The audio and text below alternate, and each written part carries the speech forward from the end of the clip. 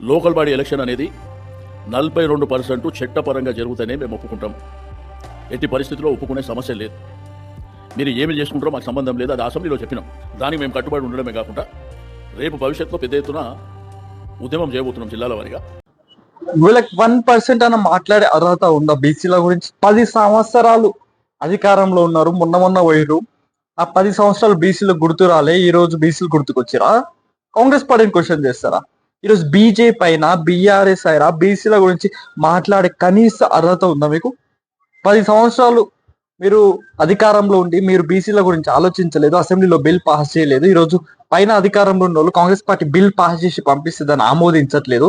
మళ్ళీ వీళ్ళు ఈరోజు బీసీల గురించి మాట్లాడతారా? ఇంతనా ఉందా? ఇన్ని సంవత్సరాలుగా ఏ ఒక్కరు కూడా పట్టించుకోలేరు బీసీల గురించి. ఈరోజు కాంగ్రెస్ పార్టీ వచ్చి రేవంత్ అన్న వచ్చి జియో ఇచ్చినా దాని మీద కేసు వేసారు. ఓకే, కేసు వేసారు. ఆల్రెడీ అసెంబ్లీలో బిల్ పాస్ చేసి దాన్ని 9th షెడ్యూల్లో పెట్టాల్సిన బీజేపీ గవర్నమెంట్ లేదంటే సెంట్రల్ గవర్నమెంట్ వాళ్ళు పెడతలేరు. వాళ్ళు పెడతలేదని వాళ్ళని కనీసం క్వశ్చన్ చేసారా? బీఆర్ఎస్ వాళ్ళు క్వశ్చన్ చేసారా కనీసం?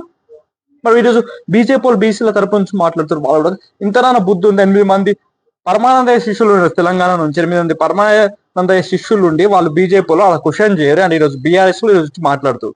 మీకు కూడా రాజ్యసభలో ఎంపీలు ఉన్నారు కదా, ఆడ కూర్చొని ధర్నా చేయండి. లేదా పార్లమెంట్ ముంగట క్వశ్చన్ చేయండి బీజేపీని. ఇన్ని 10 సంవత్సరాల నుంచి గుర్తుకురాంది ఈరోజు మీకు గుర్తుకొచ్చిందా బీసీలు?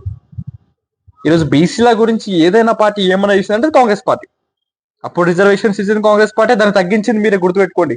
బీసీలకు రిజర్వేషన్లు తెలంగాణలో తగ్గించింది కేసీఆరే. మీకు ఫ్యాక్ట్స్ తెలియకపోతే పోయి చెక్ చేసుకోండి. 4% బీసీల రిజర్వేషన్స్ తీసేసింది అయినానే.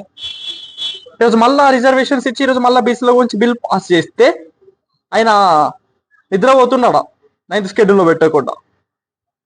మళ్ళా వాళ్ళతో కేసులు వేపిస్తారు. మళ్ళా కాంగ్రెస్ పార్టీ వేసి మళ్ళీ కాంగ్రెస్ పార్టీ బద్నాం పెద్దామని చూస్తారా? బీఆర్ఎస్ కార్యకర్తలు, బీఆర్ఎస్ లీడర్లు మీరే కదా తగ్గించింది. మీరే తగ్గించి ఇప్పుడు మళ్ళీ బీసీల కోసం పోరాటం అంటే ఏం పోరాటం చేస్తారు మీరు? 4% మీరే తగ్గించినందుకు కేసీఆర్ పైన పోరాటం చేస్తారా? అది ఫామ్ హౌస్ ముందు కూర్చుంటారా?